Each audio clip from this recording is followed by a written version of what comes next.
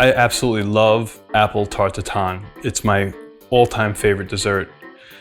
The problem with apple Tarte Tatin is the crust. I can't have flour or gluten, but I came up with a really excellent gluten-free recipe for the crust that I think you're gonna absolutely love.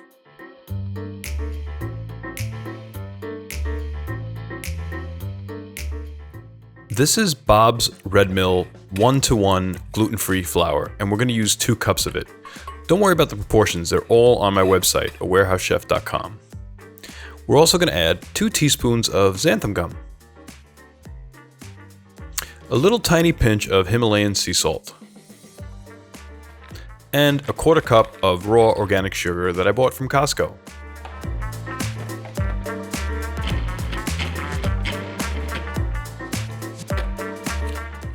This is Kerrygold grass-fed butter, and we're going to use 1.5 sticks of this.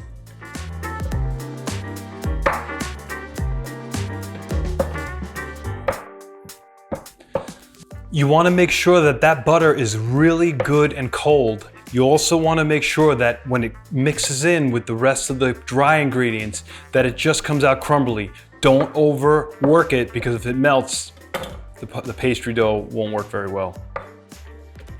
And as you pulse it, make sure that it just gets crumbly. Don't overwork it, because your pie crust is going to turn to mush, and that's not going to be very good. Please do not use fake vanilla. This is real vanilla extract, and we're going to put in 1 teaspoon.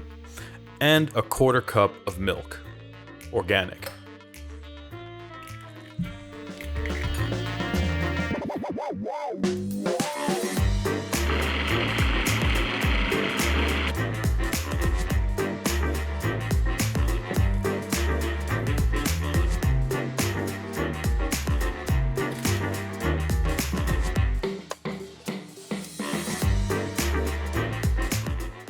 When you're making the pie crust for the apple Tarte Tatin, everything's got to be cold, cold, cold.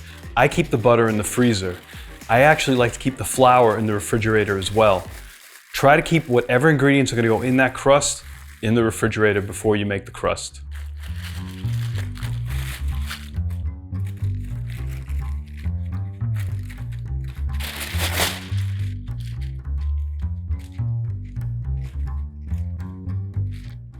Unfortunately, the gluten in flour is a protein and it's elastic, and it's what keeps the pie crust together. We're going to forfeit that option because we're going with gluten-free crust. This has to be good and cold.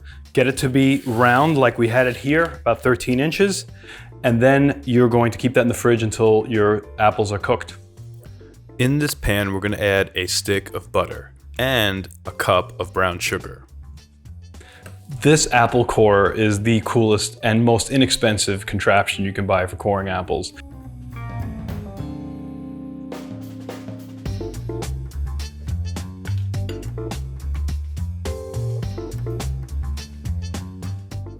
You want the butter and the cinnamon and the sugar to melt together, not caramelize, so make sure that your flame is not too high.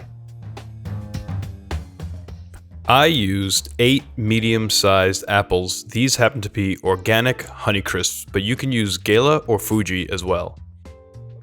You're going to want to let these apples kind of melt a little bit, let all the pectin get released. It's going to make almost like a syrupy sauce with that sugar.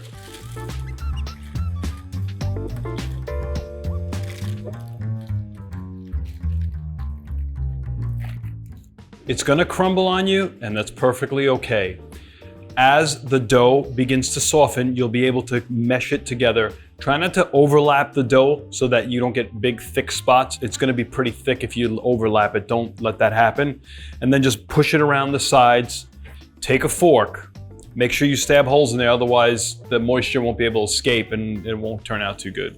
You're going to take egg with a little splash of milk. 1 egg, maybe tablespoon of milk, and then just brush it along the top. You don't want to make a big pool of egg on there, just a little bit, just to coat the dough. If you get a lot of egg in a spot, then just spread it around.